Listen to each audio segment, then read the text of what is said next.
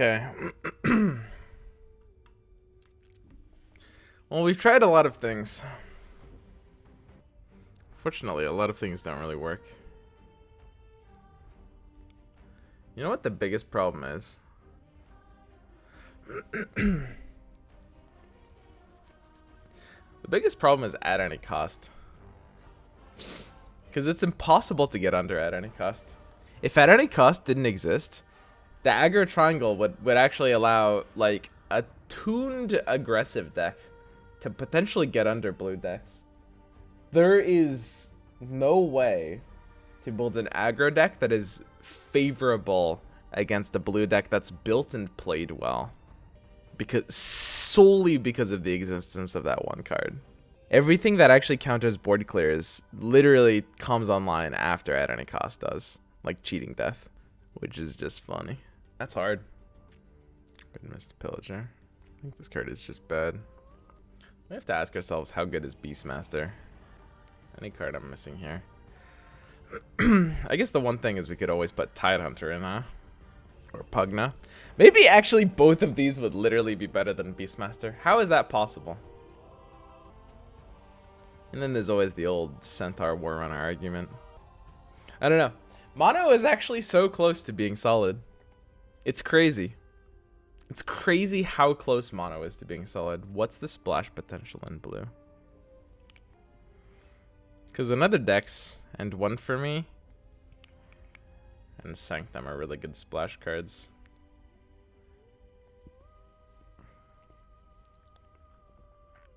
Drow is good, but is she like nuts?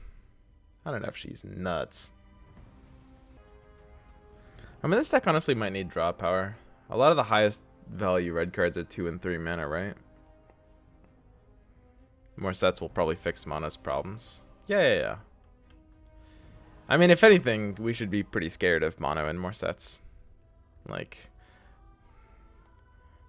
mono's gonna be busted in more sets, right? Because literally the single thing keeping mono down right now is the amount of cards, the amount of good cards you can actually find. I mean, basically the only reason to run more than one color, well, this is an exaggeration. There are other reasons, but the biggest by far reason to run more than one color is so that you can access the OP cards of multiple colors. As soon as they print enough OP cards for you to be like, oh, wow, I can jam, 25 OP cards. Because that's all you need, right? You literally only need 8. You need 8 OP cards and 5 heroes to be printed of your color. And you got yourself a good mono deck.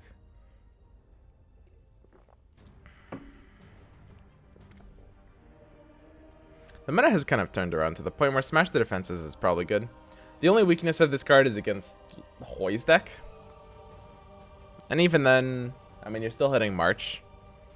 And I think Hoy's deck is a little overrepresented right now.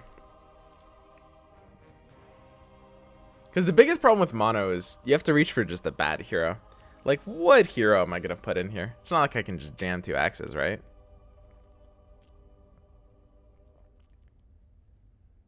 Why he keeps streaming this dead game? That's kind of what we do here on Swimstream. I mean, I've been streaming dead games since almost since I started streaming, actually.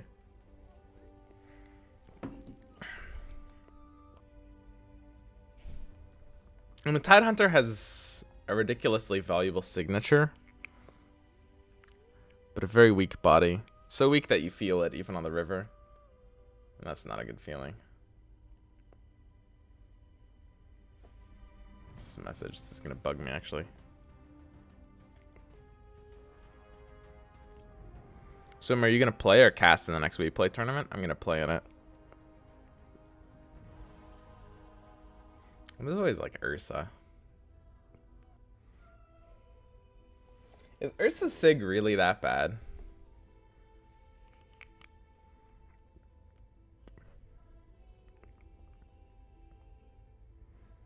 Or Sven? Okay, Sven Sig is pretty bad. Centaur. I mean, I can run Ramp Splash.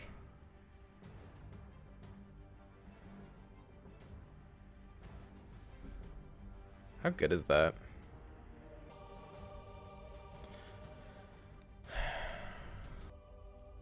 God, that's such a different style of deck. Would Burning Oil be OP in blue? In blue? Blue's like the worst color it would be in.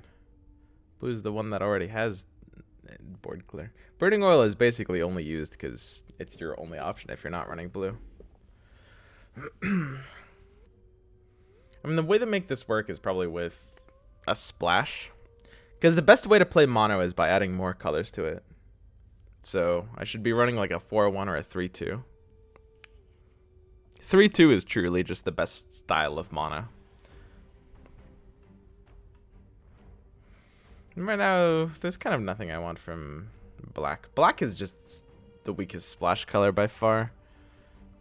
Splashing Kana with blue is pretty good. Splashing Drow with green is pretty good. Even Kelsier's mono red deck actually splashes both colors. It's so mono, it's actually tricolor.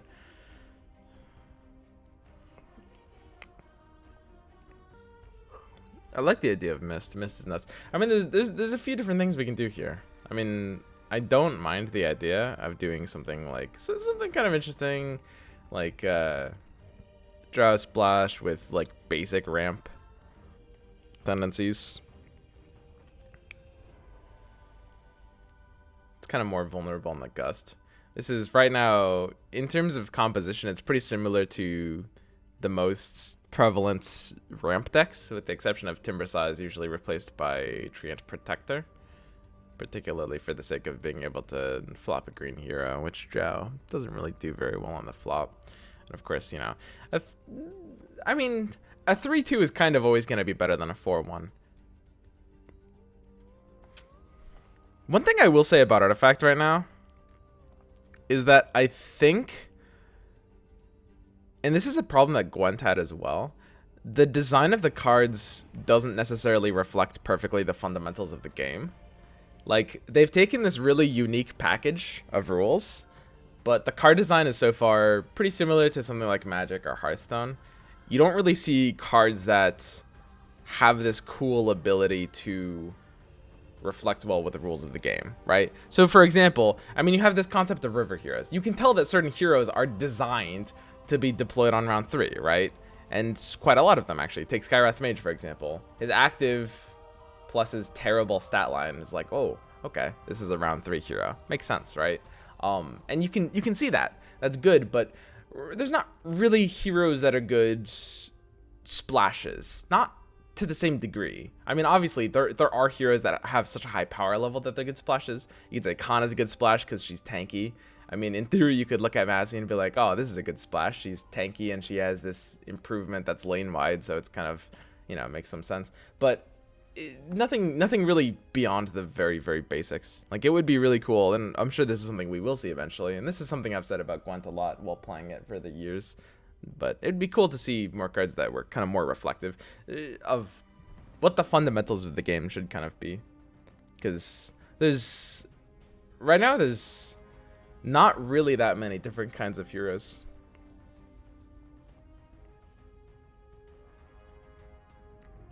Oh, hey, Hive King. How's it going, buddy? Drow fits his last hero. The problem is that you can't really splash her, right? As soon as you put Drow in the deck, it becomes a red-green deck. And then this becomes a shitty version of the Treant version. Because 3-2 is kind of basically always going to be better than 4-1. And that's not even about the hero as well. It's also about the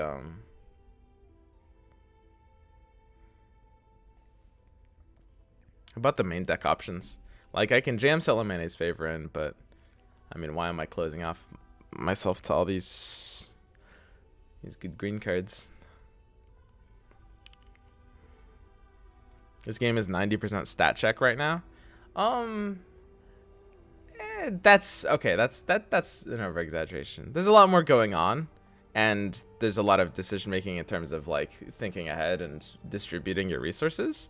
But in terms of like the deck builder perspective, yes, it's very stat checky. Yes, like you build for stats.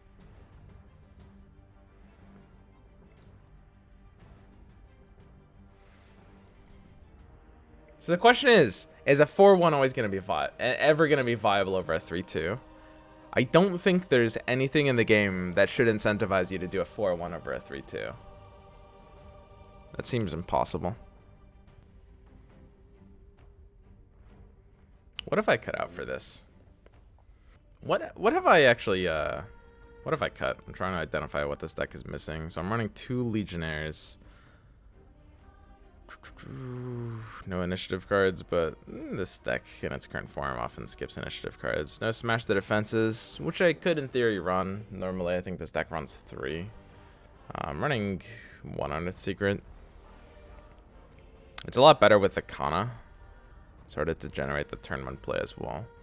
If you're drawing it early, would you rather it be an Unearthed or a Mist? The answer has to be Mist, right? Mist is just too good. So this is a pretty neat idea for a deck. This is one of the few ways to try to make Tricolor work. So we can talk about the synergy happening here.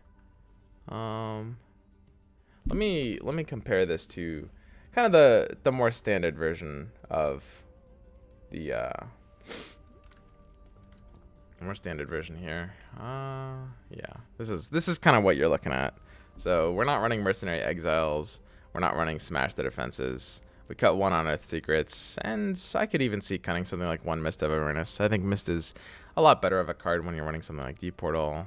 But, I mean, you're still playing a deck very predicated on value. And then the last cut we have is Cheating Death, which honestly might just be wrong. As a cut, not as a card. Cheating Death is pretty good as a card, it turns out. So this deck's not bad. Let's talk about the points of synergy here, because the first question is, why run these cards, right? Well, Kana in theory has Deep Portal, which enables Mist of Avernus, which is nice. Her passive actually has synergy with 2 cards in the game, and they're both in this deck. That's Stone Hall Elite, to be able to siphon creeps into other lanes, so that your Stone Halls are going to be able to pretty often go off. And then you're also going to be able to enable your Unearthed Secrets for value, because she's just going to keep your creeps coming in one lane. So Unearthed Secrets will kind of always be able to go off as well.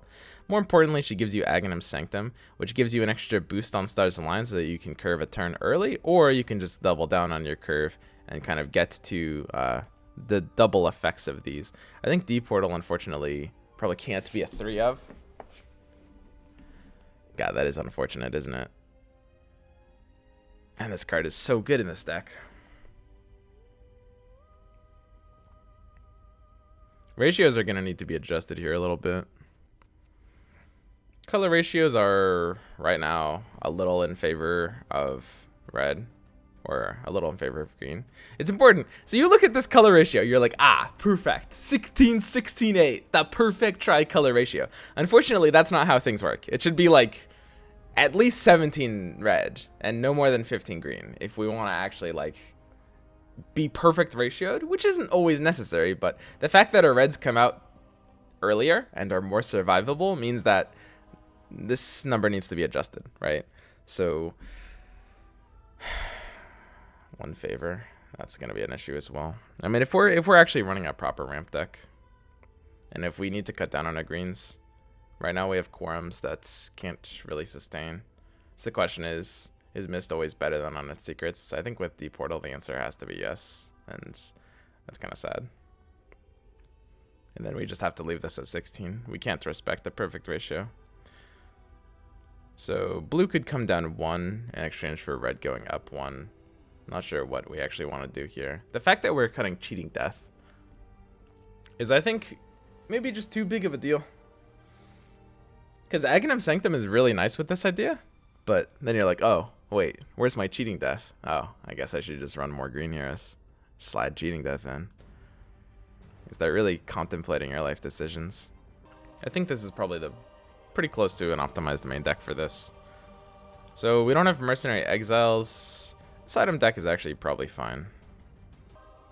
3 Blink is really important with this style. Yeah, I like this item deck. I mean, I can try this. I can just play some games with this.